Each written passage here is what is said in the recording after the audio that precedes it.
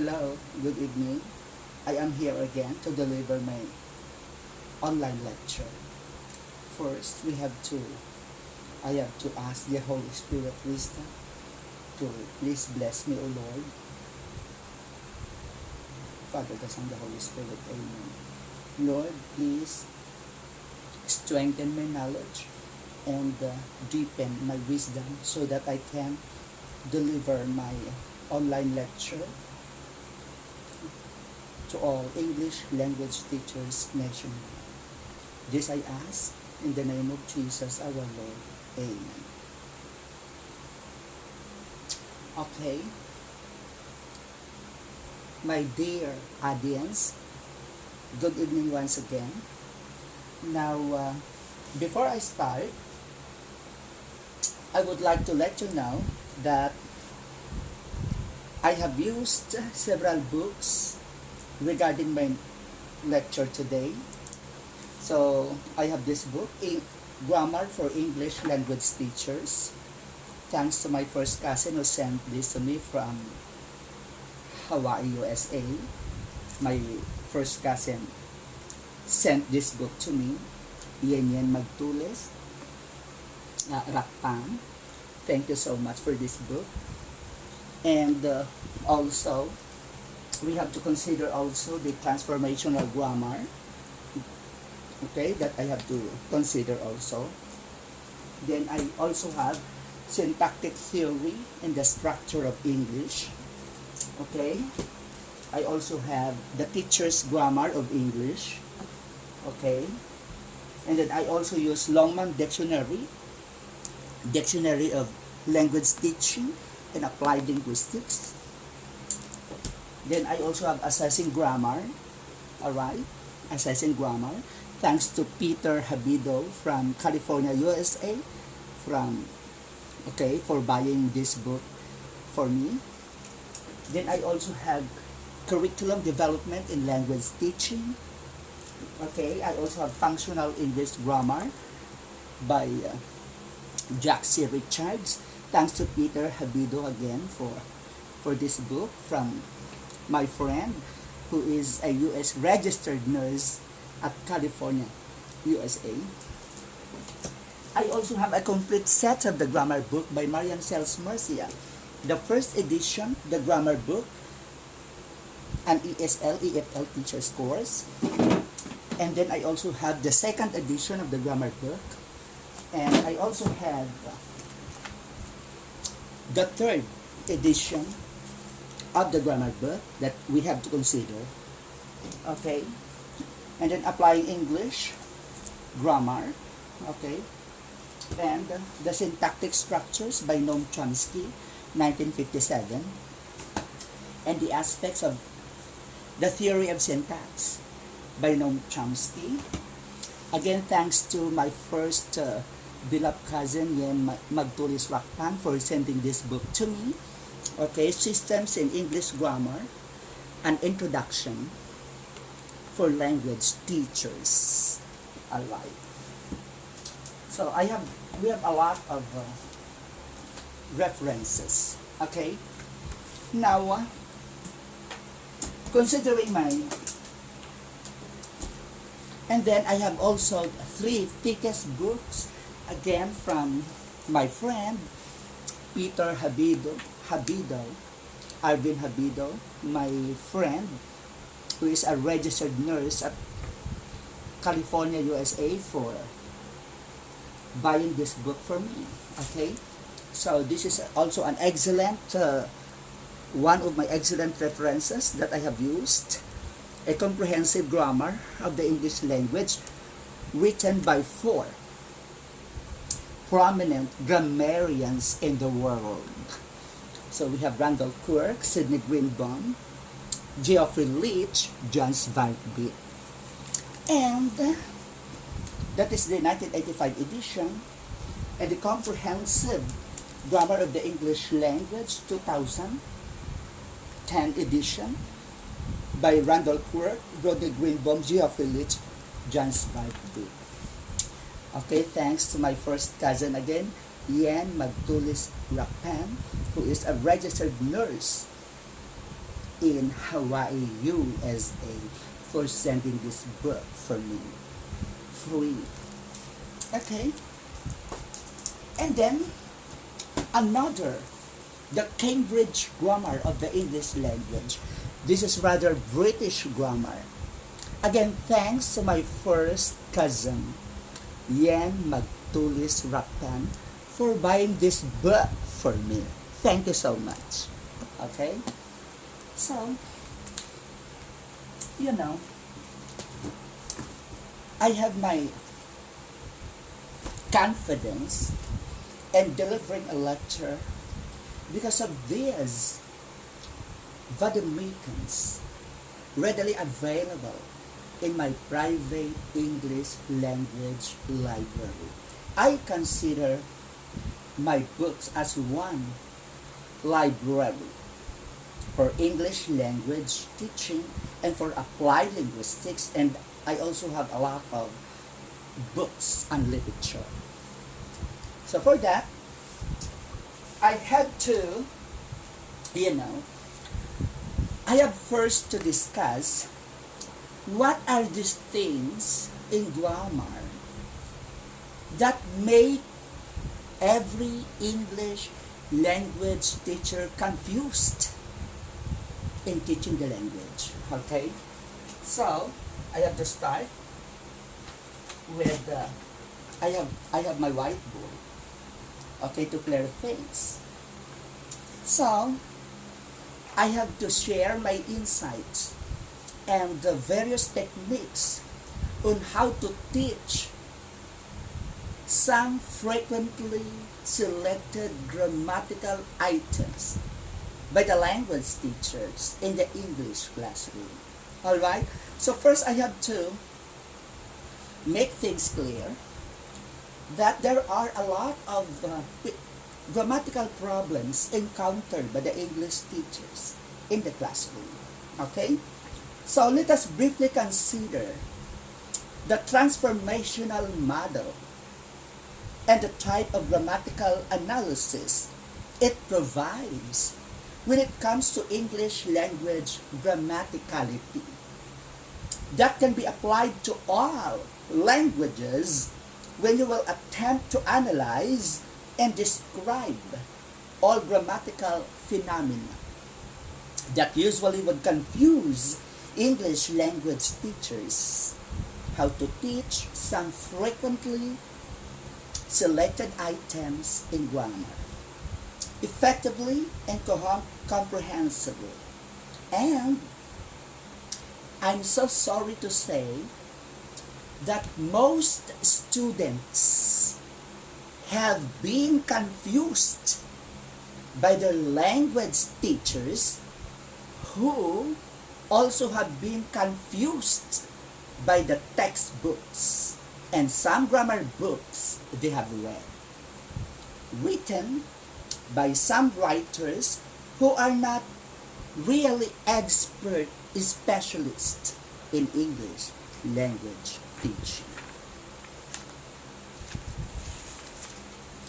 There are 4 theoretical processes that transformational grammar model attributes to all human languages that can be used or employed in all grammatical systems, particularly on frequently selected grammatical items which are usually commonly taught in the second or foreign English classrooms. These processes, the transformational model attributes, are also used in mathematical operations. These are the process of movement. Okay, so we have to use this. In the analysis, in the teaching of grammar, we have to use these 4 processes. These processes, the transformational model of grammar attributes, are also used in mathematical operations. Okay, these are the process of movement, permutation, substitution or replacement, deletion, and addition. Okay? Now, how do we use this one in how do we use this one in the teaching of selected items? Now, for example, most teachers find most difficulty in teaching the passivized structure, passivization, changing sentences from active to passive, and teaching subject-verb agreement, okay, in teaching the basic sentence patterns, or even changing sentences from questions, from statements to question. So we have to use these four processes, okay? So how do we use it? First, I have to write, so the four processes, okay? So we have the process of one, movement, okay, movement, or permutation, okay, and then the process of substitution,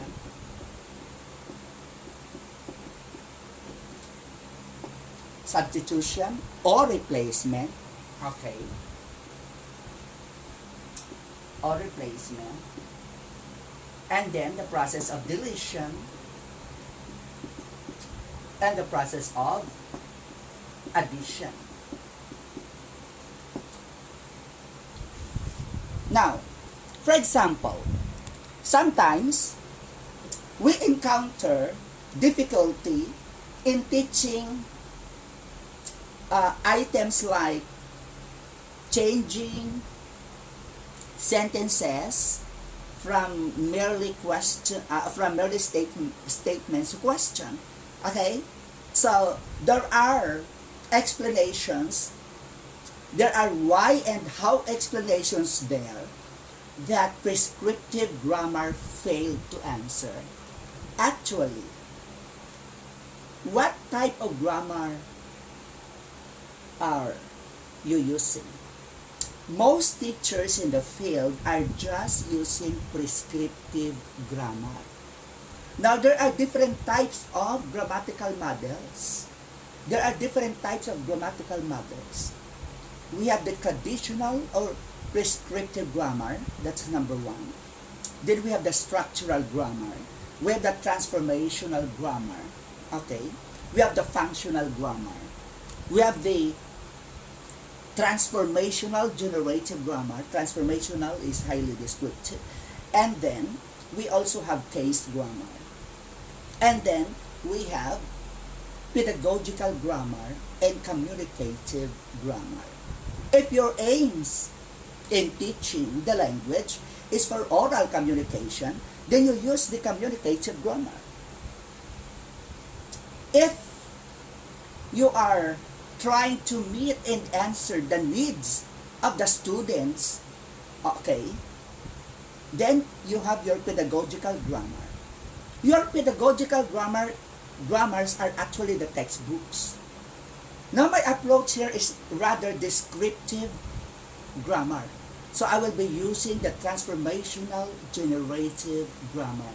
For King Jen, it is too long since TGG or transformational generative grammar generates rules, then it is enough to say transformational grammar.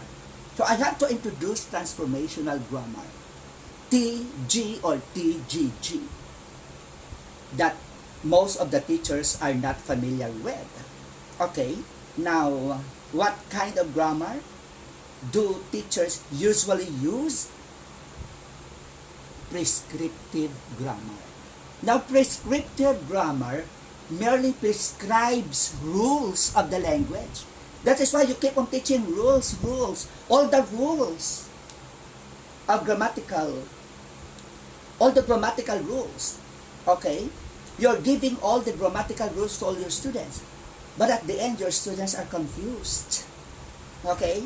Until now, they do not know how to use, when to use the base form, the S form, okay, Because, okay, you just ended up with prescriptive grammar. Whatever conundrums or cruxes that any prescriptive grammar cannot answer, there is transformational grammar who can answer that one. Now, for example, I have to give you a sentence. Alright? Now, for example, this sentence.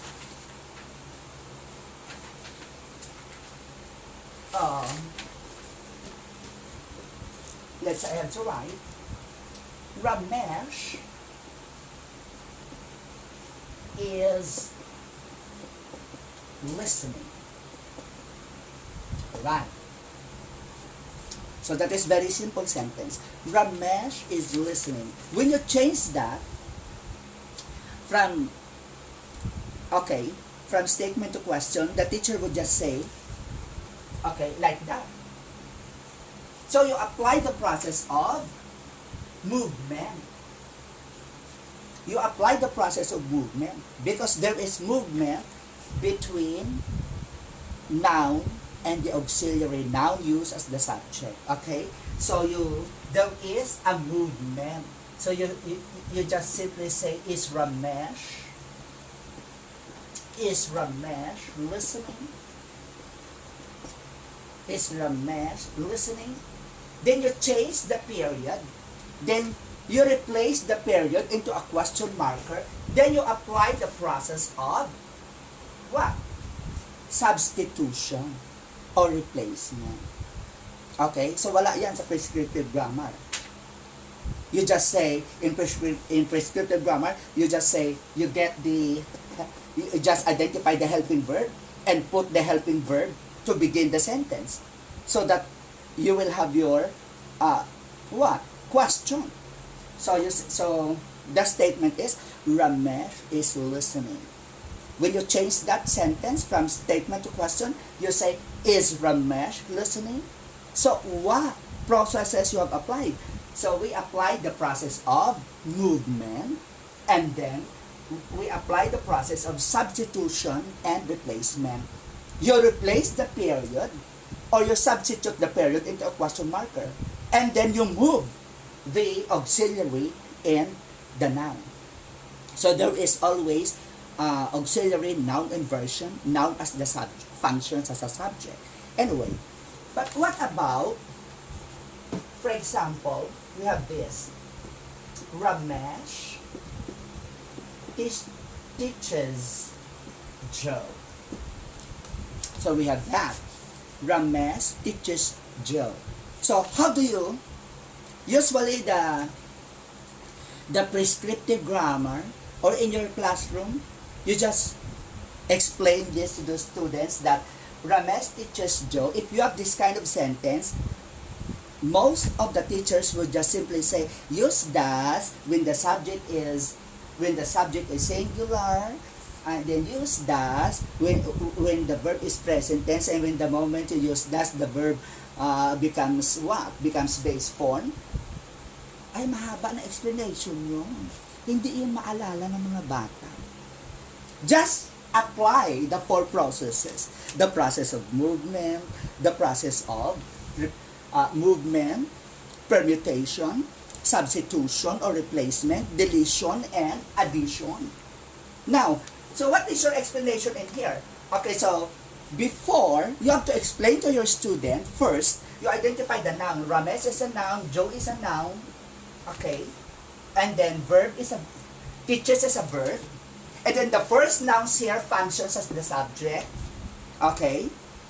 And if the verb needs another noun, it functions transitively, okay? And then the noun placed after the verb is ordered functions as a direct object, okay? So you have SVDO pattern. So we have noun, verb, noun. So how do you apply the four processes? You apply the process of movement, permutation, substitution, replacement, deletion, addition. Okay? Those are mathematical operations also. Okay. Now, Since there is no verb noun inversion, we cannot say teaches Ramesh Joe. We cannot say that. That will be ungrammatical. So all you have to do is to apply the process of, since we cannot apply the process of permutation or movement, we cannot move noun verb. We cannot say teaches Ramesh Joe. We cannot say that. We cannot say that. So that is why you apply the process of addition, like the do. Okay, so you have do here. Okay, do. Or Ramesh teaches Joe. And then look at the verb. Look at the verb. Okay, again, you apply the process of deletion. So you delete the es here. And then do plus es equals does. Okay?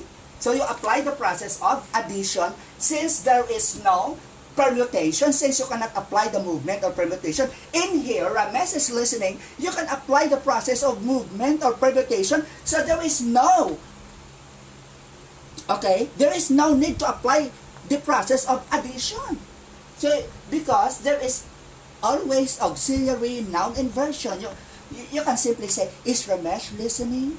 While in here, you cannot say, teaches Ramesh Joe. You cannot say that because there is no verb noun subject inversion. That is why you apply the process of addition, like do. So you apply the process of addition because you cannot apply the process of movement. And then teaches, you apply the process of deletion. You delete es and then add that to do. It becomes does. And then you copy all the rest. Ramesh, since es here has already been deleted, and then you say teach. And then copy, bring down Joe, and then apply the process of substitution from period to question marker. That's it. Scientific. Okay? So, wag ka lang aalis dito sa 4 processes. Just stick to the 4 processes, theoretical processes. The process of what? The process of movement, permutation, and then the process of number 2, substitution, replacement, number 3, deletion, and then number 4, addition. Yun lang yun. That is very simple. Rather than explaining na use does when the subject is singular, and then when you use does, the verb must be in the base form. Naku, pag gano'n ang explanation mo, prescriptive grammar yan. Hindi na maalala ng estudyante yan. Just stick on the 4 processes, even in passivizing sentences. Later, pakita ko sa inyo yan. Okay, so, am I right? So you say, Ramesh teaches Joe, apply the process of addition, you added do, and apply the process of deletion, you delete es, do plus es equals does. And then bring down all the rest. Ramesh teach Joe, and then apply the process of substitution and replacement from period to question. Ganun lang kadali. Pahirapan mo pa estudyante mo. Ito lang, scientific na. Am I right? Or another example. Okay? Oh. Another example. Let's say,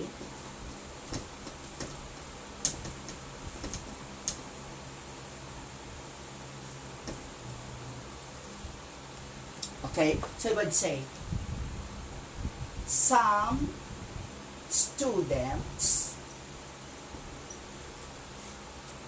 submitted,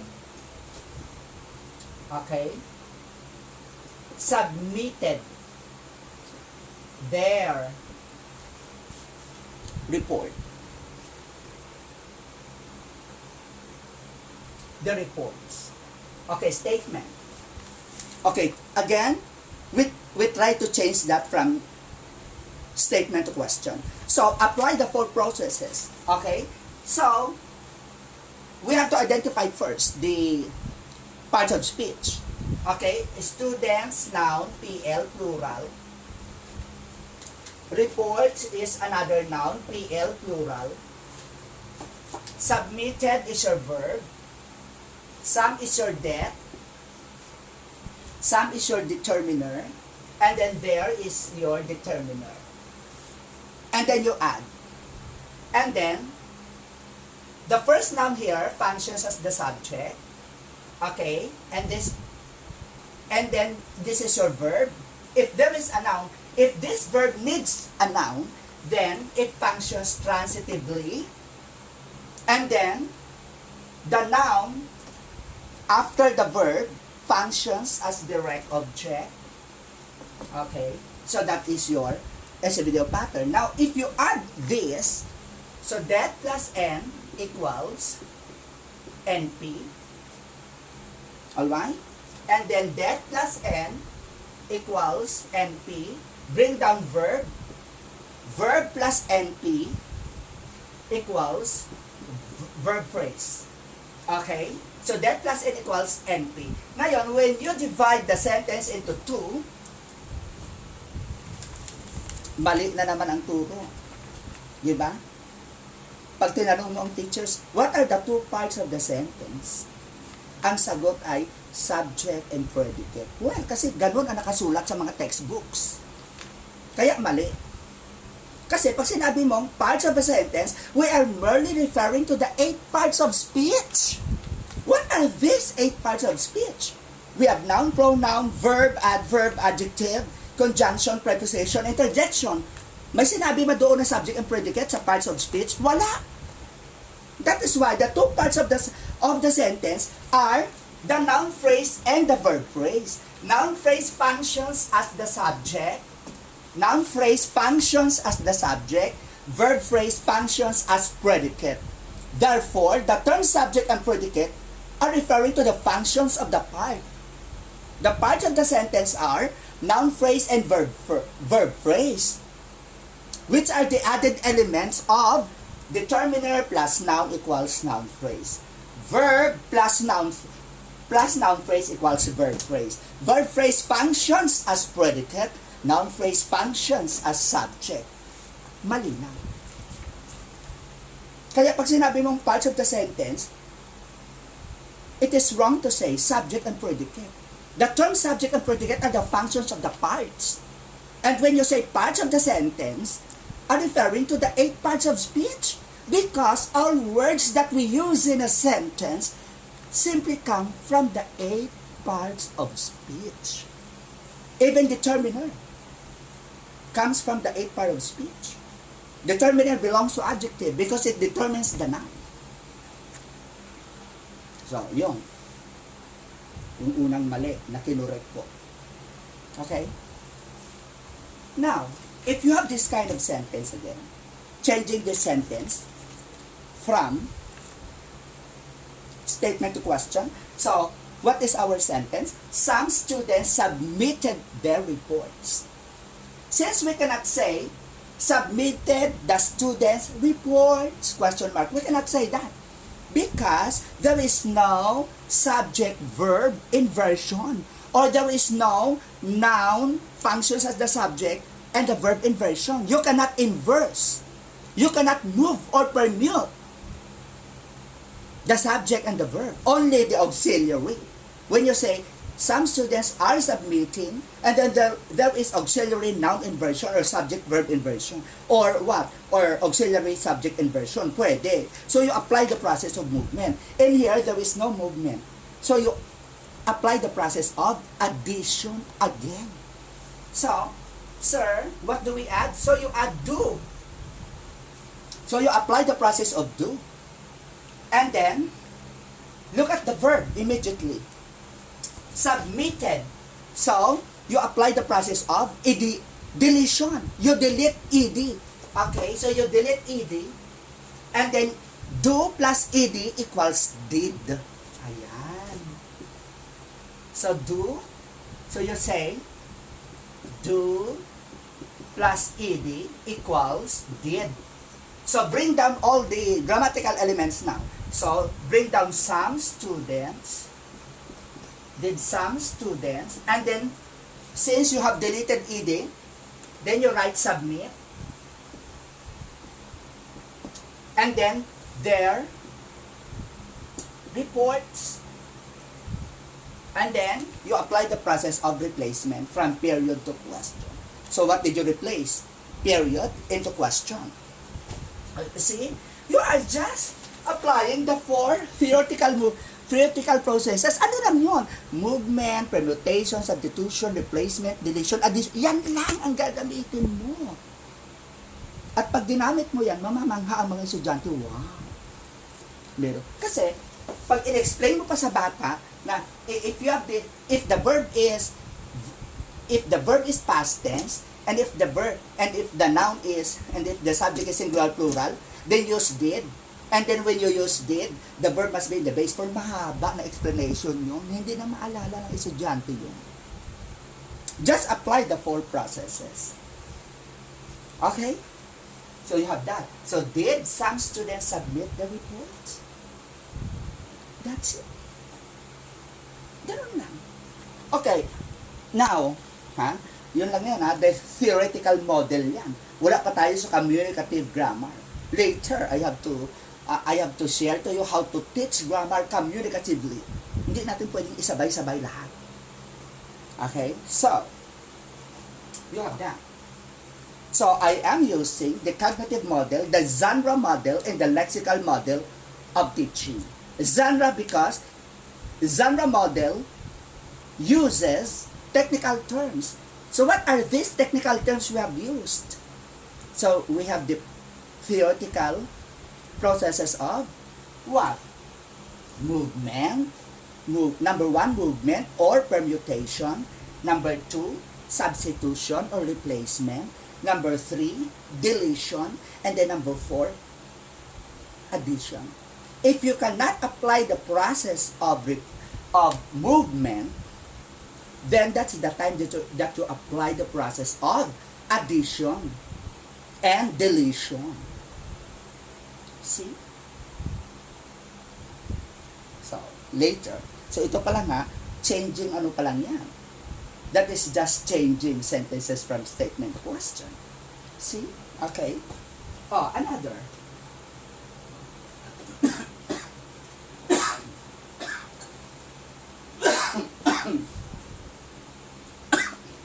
Oh, another. What if you have this kind of sentence?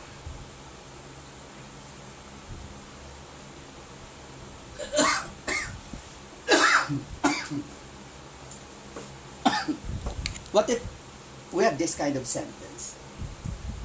Okay, most young boys most young boys work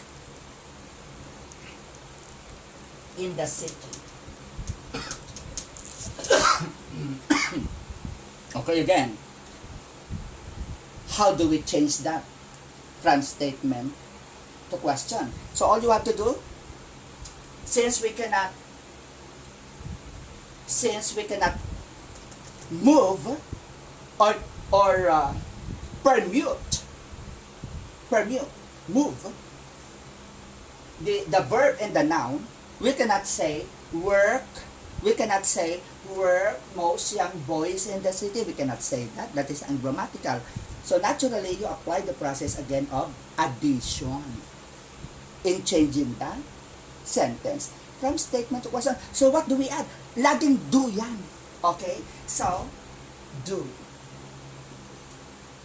Bring down most young boys. Most young boys. And then look at the verb, base form. There is nothing to delete. Therefore, the do remains as do. Because there is nothing to delete. So, work in the city. Ayan. So, you apply the process of replacement from period to question. Right? What if gawin natin past tense ito, worked. Most young boys worked in the city, past tense. So, you apply the process of deletion. You delete ed and add to do.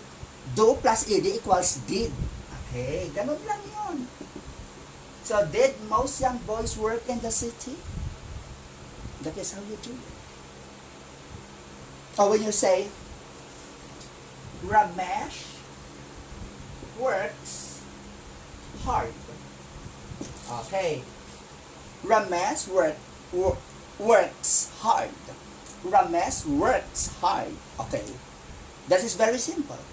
Change that from statement to question. So again, you apply the process of addition because we cannot move the subject and the verb. And there is no subject-verb inversion. We cannot say, works Ramesh hard. But if there is auxiliary or helping verb, you say, Ramesh is working hard, then there is always auxiliary noun inversion or subject inversion. You can say, Ramesh is working hard. Okay, you simply move that or permute. So you can simply say, is Ramesh working hard? Okay, ngayon, pag sinabi mo, saan mo kinuha ang do?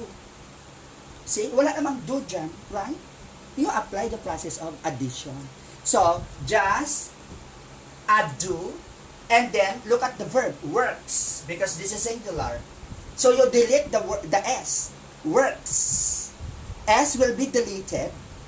You apply the process of deletion, and apply again the process of addition. So, you delete S, and S plus do, or do plus S, equals does. And then bring down the sentence.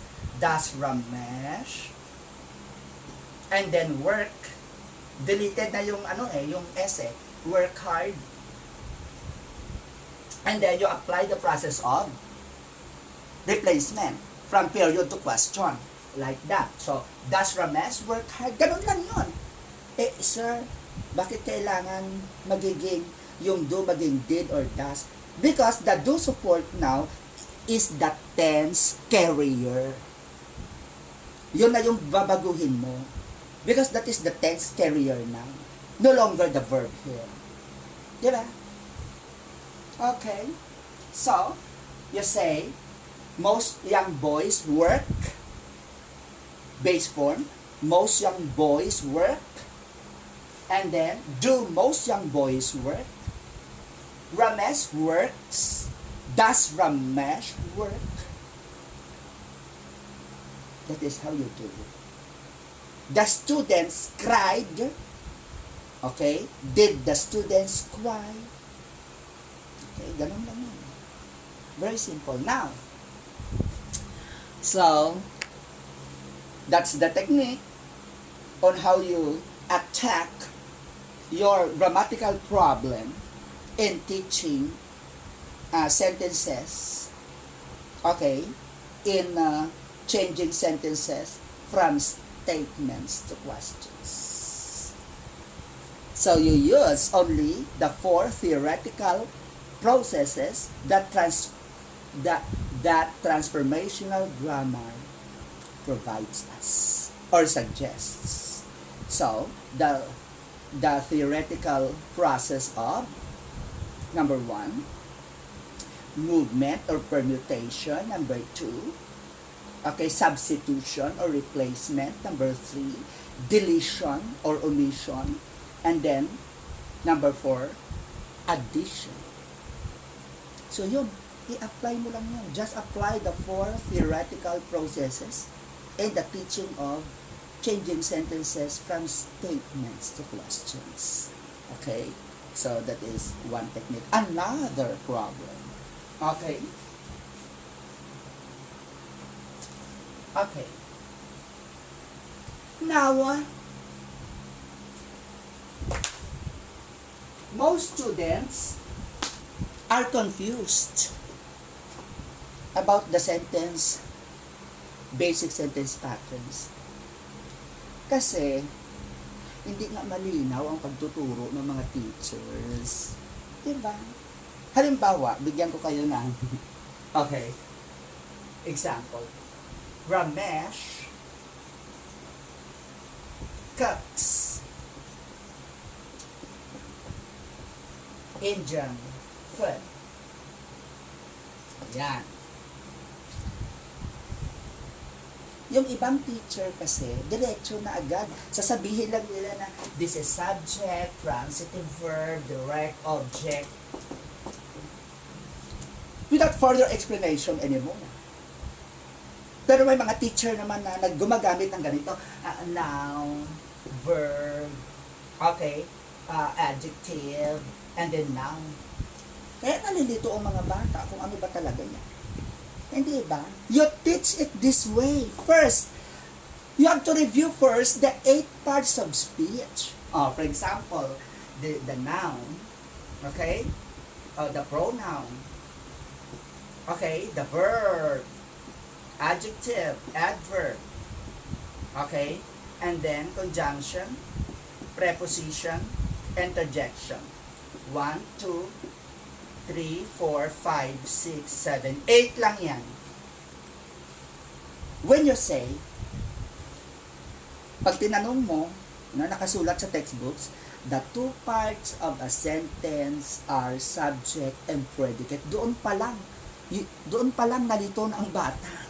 Kasi wala namang term na subject and predicate sa 8 parts of speech.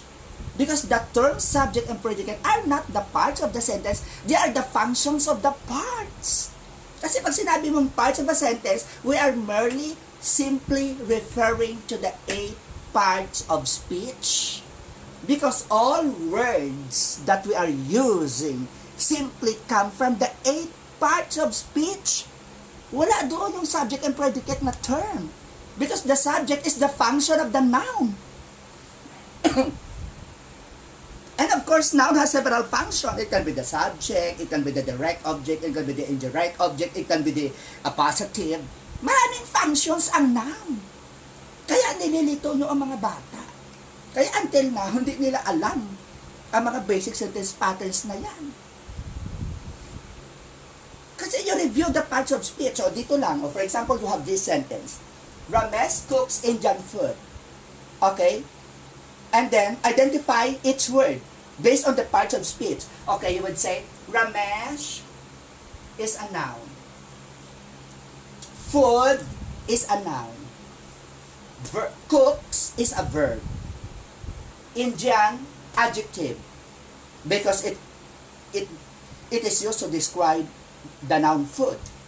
Okay, so, yun yung parts. Okay, ngayon, i-plus mo na sila. Okay, the noun here is part of the NP. Noun phrase. Because a noun phrase must contain a noun. And then you add here, adjective plus noun equals noun phrase. Adjective plus noun equals noun phrase. Bring down verb. Verb plus NP equals verb phrase. So, the noun phrase and the verb phrase are the 2 parts of a sentence. Malinaw, because they come from the 8 parts of speech. Okay? And then, you divide the sentence into 2. The noun phrase, the first noun phrase here, functions as the subject of the sentence. Ayan. Ang gamit niya ay subject. Okay? And then, the verb phrase here functions as predicate. Ayan. Okay? The noun here functions as the subject. Okay? And then, the verb here functions transitively because it needs another noun. You cannot say Ramesh cooks. Period. You cannot say that because it sounds incomplete. Cooks what? Cooks what? Indian food. So it needs another noun. So, if the verb needs another noun, it functions transitively. Kaya transitive verb siya. And then, receiver. The noun here at the end is a direct object. Kaya nga STVDO pattern yan eh. Kaya when you plus transitive verb plus direct object equals predicate. Transitive verb plus direct object equals predicate. Verb plus noun phrase equals verb phrase. That functions as the subject. And then here, Ramesh is a part of a noun phrase. Noun phrase functions as the subject. Therefore, the 2 parts of a sentence are noun phrase and verb phrase, which are all referring to the 8 parts of speech. And the noun phrase functions as the subject, And then verb phrase functions as predicate. Kaya you cannot say the two parts of a sentence are subject and predicate. Di paano, sir, yun ang nakasulat sa lahat ng textbooks. Yun. You have confused the students. Okay? Ayan. And then, look at this. So, that's another technique. You identify first. Okay, the verb, when we speak of a verb, maraming klaseng verb. Diba? Verbs can be used both intransitively and transitively. And verbs can be a copula or a linking verb. Copula, copular verbs. It joins. It doesn't show action. Okay. Ganito lang yan. Okay. Okay.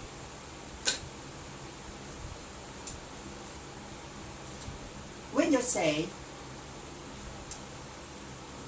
Ramesh speaks clearly. Alright? Ramesh speaks clearly. Identify the parts of speech. Ramesh is your noun. Speak is your verb. Clearly is your adverb. Ayan. Clear. Noun here functions as the subject of the sentence. Look at speaks here. It doesn't necessarily require a noun. As long as there is adverb.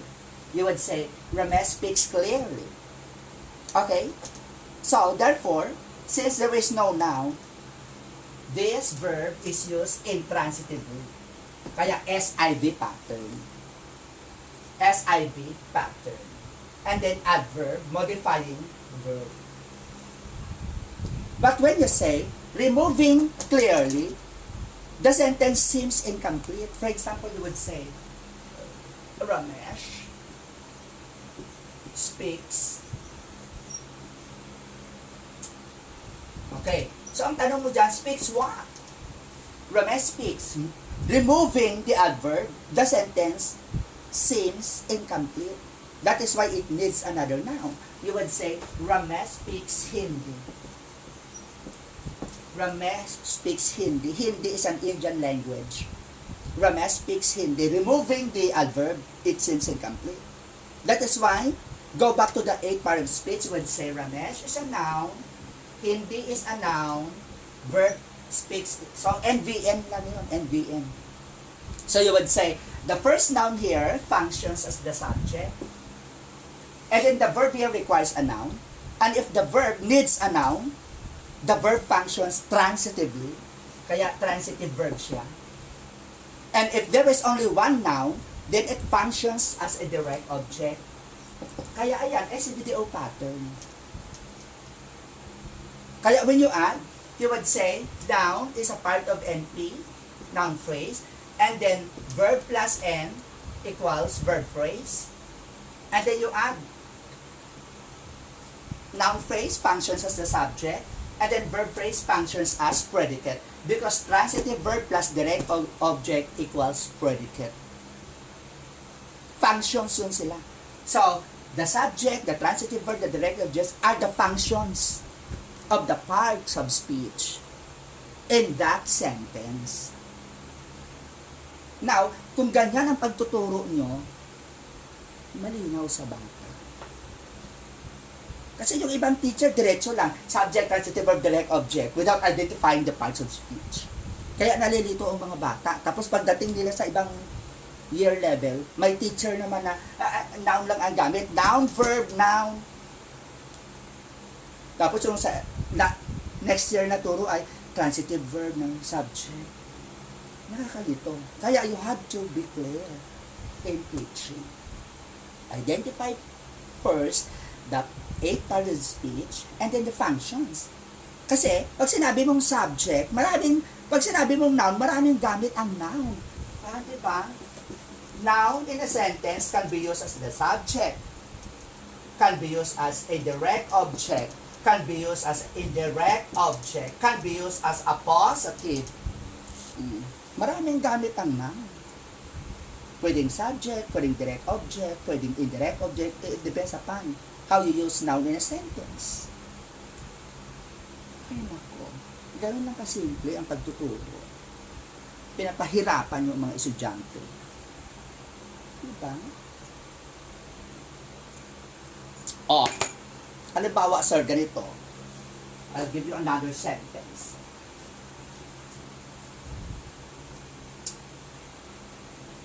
Okay.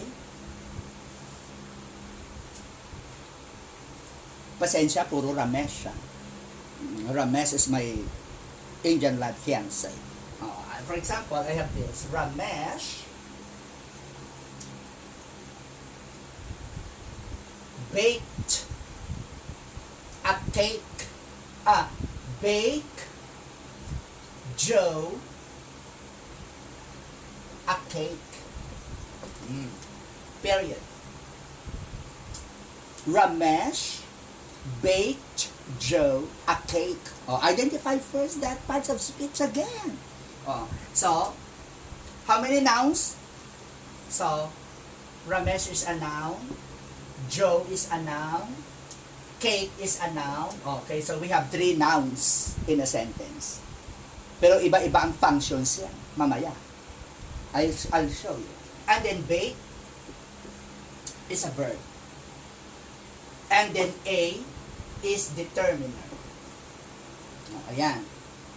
If the first noun begins the sentence, automatically, of course, that is your subject. It functions as the subject. Okay, subject. Now, if the verb requires noun, it functions transitively. Kaya transitive verb ang tawag. Okay? If there are two nouns required by the verb, the first noun becomes your IO, indirect object. And then the second noun becomes your DO. Ayan. Kaya meron kang STV, IODO pattern. Malinaw, diba? Ganon ang pagtuturo. Ganon ka simple. Alright, okay, you add again. You would say, transitive verb plus indirect object plus direct object equals predicate. Okay. Equals predicate. And then the noun here, which is a part of NP, is the subject. Okay, class. Okay, noun. Okay, ito, plus. Determiner plus noun equals noun phrase. Bring down noun. Noun plus noun phrase equals noun phrase. Bring down verb. Verb plus noun phrase equals verb phrase. Verb phrase functions as predicate. Verb phrase functions as predicate. Noun phrase functions as a noun. Kaya when you divide the sentence into 2 major parts, then you would say the 2 parts of this sentence are noun phrase and verb phrase. Your noun phrase here functions as the subject, and your verb phrase here functions as predicate. Malinaw that the noun phrase and verb phrase are referring to the parts of a sentence which are merely referring back to the noun, to the 8 parts of speech. 8 parts of speech na noun, verb, noun. Okay? And then the term subject and predicate are the grammatical functions of the noun phrase and the verb phrase. Malinaw. Ngayon, anong pattern yan, sir? STV, IODO. Ngayon, if you want to remain the pattern STVDO, you can have IO movement, indirect object movement, by using appropriate preposition. For example, tanggalin natin yung IO dito. So, what will happen to the sentence? So you would say, Ramesh baked a cake. Okay. So, ito na yung noun. Ito na yung noun. Ito yung verb. So, STVDO. So, Ramesh baked a cake and then add preposition cake for Joe. So, for Joe. And then you would say prep. For is preposition. Joe is a noun. Add. Prep plus noun equals prep-P. Prepositional phrase. Kaya you have STVDO plus prep-P. Prepositional phrase. If you want to retain the STVDO pattern, you can have your indirect object movement. So, ang ginamit mo na naman is the permutation or movement, the process of movement. See? Now you know. That is how you teach. Now you know what is intransitive verb, intransitive verb. Kung nakinig kayo kanina. Am I right? Okay. Next.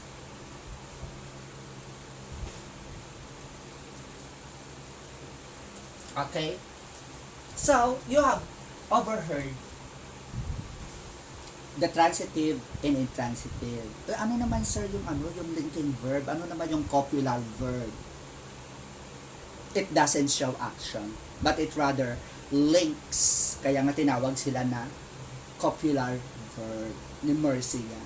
Linking verb because they link the noun to another word. And the predicate slot. Okay, for example, you would say, Ramesh is a scholar. O yan.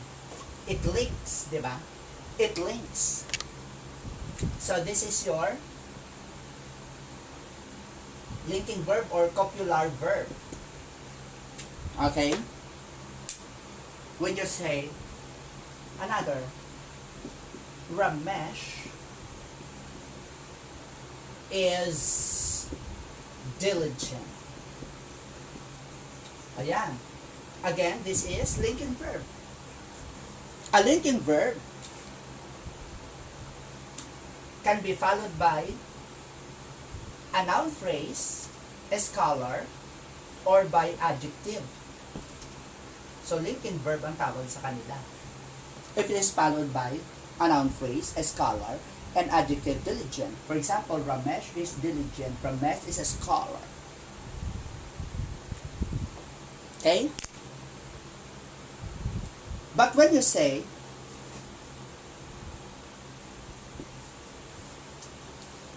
Ramesh is talking to Joe, the is here is no longer a linking verb, but an auxiliary or a helping verb. Okay, so hindi siya, is here is no longer a linking verb. This is now your aux or your helping verb because this is followed by a verb. See? When you say, Ramesh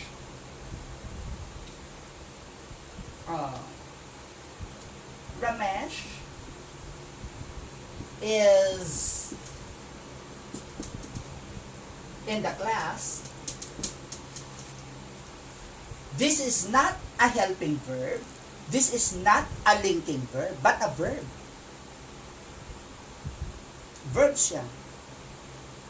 Like intransitive verb, kasi it can be replaced by any verb.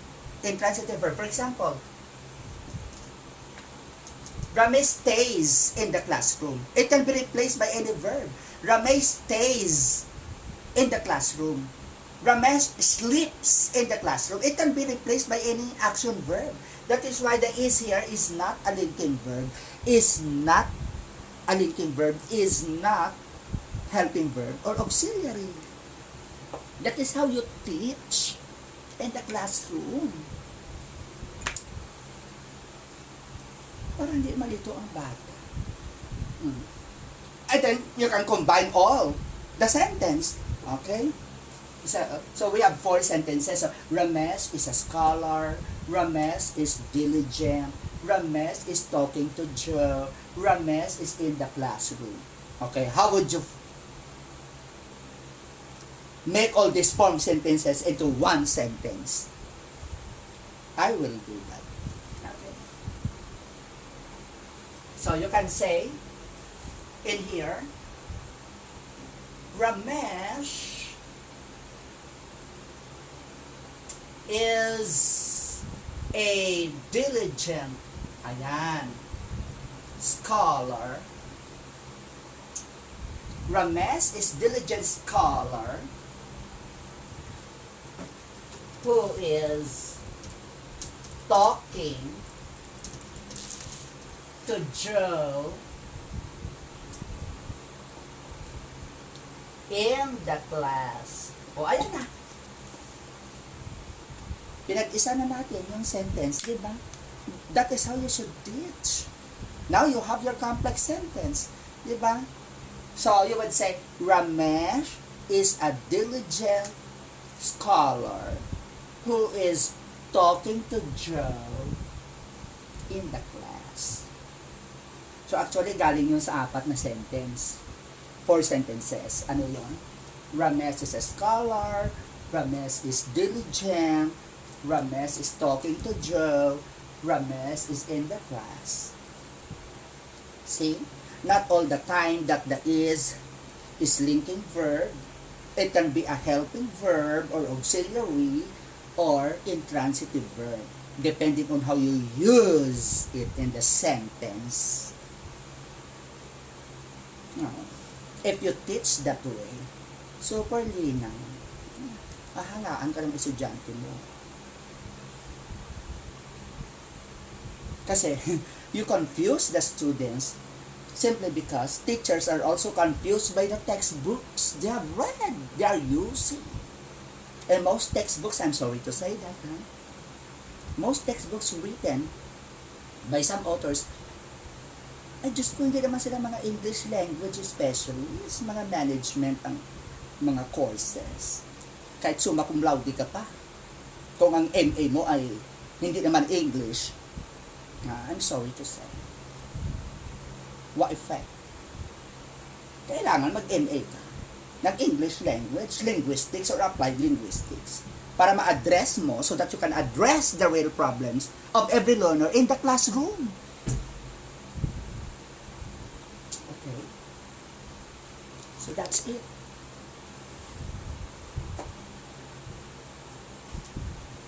Alright.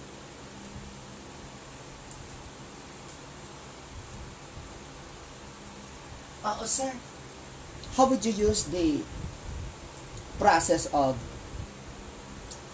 movement, permutation, okay, substitution, replacement, deletion, and addition, and changing sentences from active to passive? Okay, yun ang gusto ko. Okay. Tingnan natin. For example, we have this kind of sentence. We have this kind of sentence. Ramesh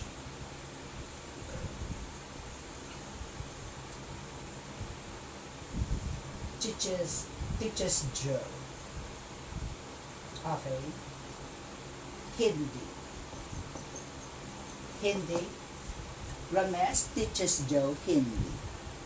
So identify first the parts of speech. So we have noun, we have verb. Okay, and be and N. So the first noun functions as the subject. This is your transitive verb. Okay, this is your IO, and then we have the. Ayan. So, apply the process of movement, permutation. So you move. You can either use IO as the subject and the passive voice in passivizing sentences. In passivizing sentences from active to passive. So you can either use, there are three possible answers for that. I will show you. Okay? So, you can say, so you can move IO as the subject. So you would say Joe. Ayan. Look at Joe as the subject and the active voice. And then look at the verb. Simple present, teaches. And then, since this is simple present, you apply the process of addition. So you add auxiliary is. Because Joe is what? Singular. So you apply the process of addition. Okay, so is. And then, a teacher, you apply the process of replacement. You replace the verb into a past participle form. So you would say taught. O, ayan na. Joe is taught Hindi. Joe is taught Hindi. And then you add the process of addition again by Ramesh. Apply the process of movement.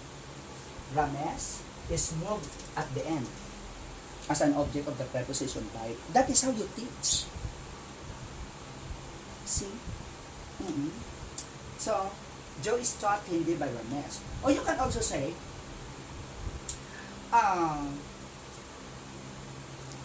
you transpose the sentence, you change the sentence, you move the IO by adding preposition. You can say, Ramesh teaches Hindi to Joe. Okay? So, it's a video with prepping. So, you can say, Hindi. Okay? Hindi is taught. Okay? To Joe. And then, by Ramesh is optional. Optional. Okay? By Ramesh, you can either delete Ramesh, that is optional grammatical element. So you can also say, Hindi is taught to Joe by Ramesh. Or, Joe is taught Hindi by Ramesh.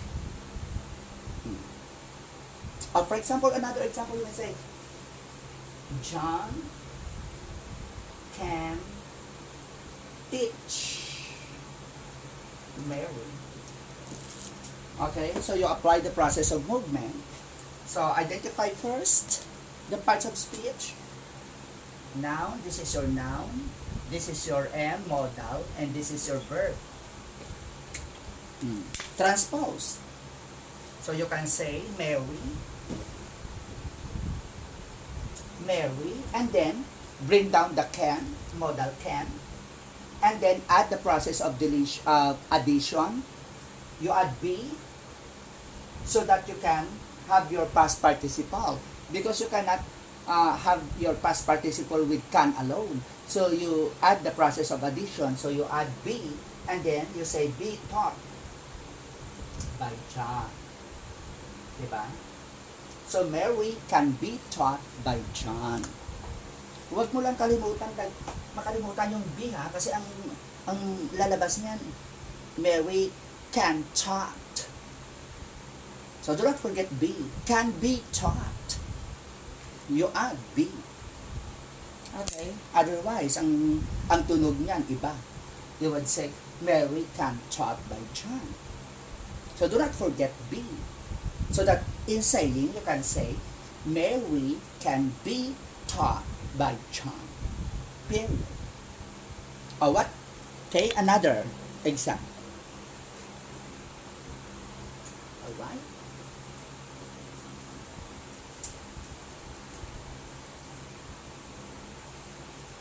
Another example. What if you have this kind of sentence? Ramesh is teaching Joe hindi. Okay? So identify first all the noun. Ramesh is your noun, Joe is your noun, hindi is your noun. Is your helping verb or ox, tense, and then this is your main verb. Okay? Malinaw. And then first noun here is functions as the subject. This is your transitive verb. And then there are two nouns. If there are two nouns used, required by a transitive verb, the first noun becomes IO. And the second noun is become DO. And then use IO as your subject.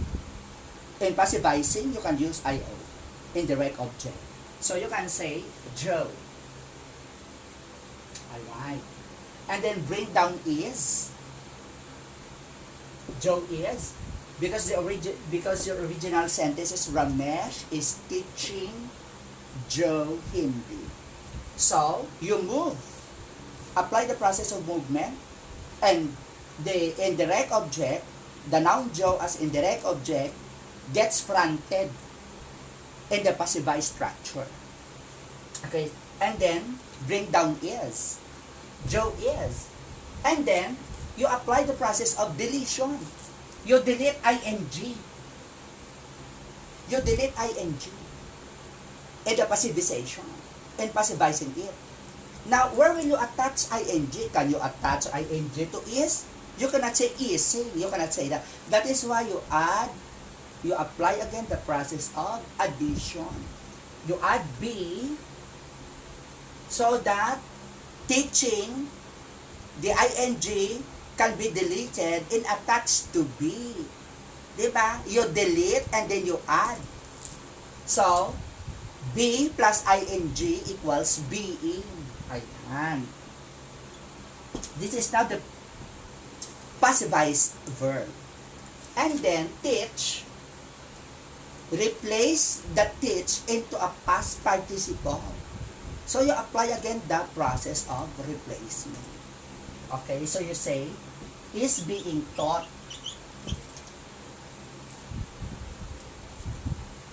Joe is being taught, and then bring down the direct object, is being taught Hindi, and then apply the process of addition by adding by preposition, and then bring down Ramesh. Ayan. Napakadali.